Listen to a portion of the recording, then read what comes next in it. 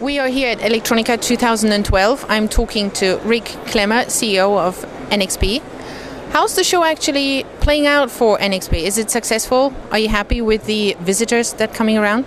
Yes, it's actually been very successful. We actually have had a lot of participation through our booth, where we've demonstrated a number of different key products. In fact, yesterday morning, which was the second day of the show, you basically couldn't walk through our booth. People were shoulder to shoulder. So we've had some very successful meetings with customers and distribution partners that's worked out very well. Do you actually see a difference in the quality of people that come to your booth compared to 2 years ago? You know, I think it's somewhat similar. I think that some of the new technology that we're demonstrating and showing, where, for example, we have identification in washing machines. We have a car that actually shows the implementation of a number of our technologies. Actually lends itself to better communications, better discussion. But I think the quality is certainly very good. You're talking about new products and new implementations that you're exhibiting here. Can you tell us a little bit or show us a little bit of what you're exhibiting here?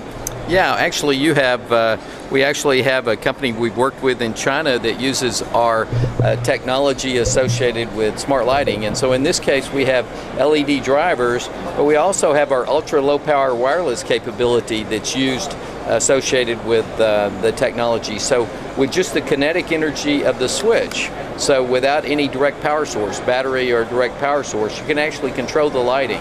So it gives you the ability for a very efficient, very cost-effective home automation, lighting automation capability. And so we've demonstrated that capability here at the show. In addition to that, we've been very successful with working with Samsung on the Galaxy 3, and I'll show you one of my business cards that happens to have one of our tags that we use, identification tag. And so this fundamental technology, you can just see the chip with the antenna around paper. So this is like a paper ticket that you would use in transit ticketing. So with this, if I use my Galaxy 3, I just touch the back of it, and it downloads the information that's on the card.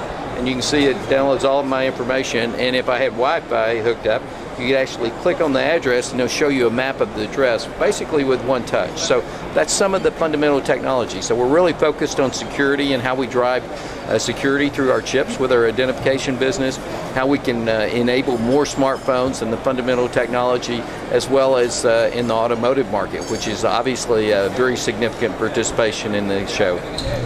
Where do you actually see NXP in the security market? In the top 1, top 5? We're actually the leader in our ID business. We actually invented NFC technology, near field communication technology, that's used associated with the Galaxy 3 for electronic payments, for electronic ticketing. You may have seen some of the Samsung ads where they actually had files that were transferred using NFC very rapidly. So we're the leader in ID associated with that. It's actually now become our largest business, just the most recent quarter. Prior to that, our automotive business was our largest business, but faster growth in our ID business through the design wins we have.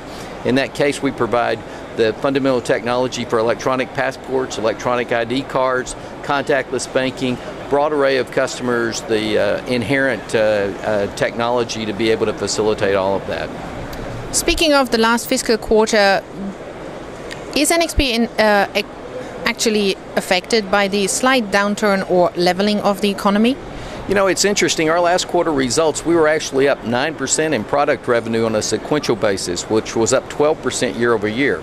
If you look at our business that falls in the normal economic environment, it was flat basically in Q3. But we had some new design wins ramping, specifically in our ID business and with some of our smartphone and tablet customers, that allowed us to outgrow the semiconductor industry by a significant stretch, which actually was what facilitated our results in Q3. And how do you, well, if you look into your crystal ball, what do you predict for Q1? Well, you know, Q1 is clearly going to be a difficult economic environment. It's hard to project much beyond a couple of months out because customers are still trying to figure out what the overall economic situation is. We believe that throughout next year we'll continue to have an anemic economic environment. Clearly the European economic environment is going to be relatively flat to maybe even down a little. The announcement today about the German and French economies being up 0.2% were actually a little better than what had been projected previously. So we see a little bit of improvement, but still nothing to really excite anyone about robust growth. In the U.S., we think with the fiscal cliff and the economic environment, it'll continue to be very tough. So really the key for us, though, is China. About 2/3 of our revenue is actually shipped into Asia. So it's very important for us about the China economic environment. And with the new administration that was just appointed today in China, we're very hopeful about the right kind of stimulus packages being put in place that will actually have the opportunity for growth in 2013. Thank you very much for your time. Thank you.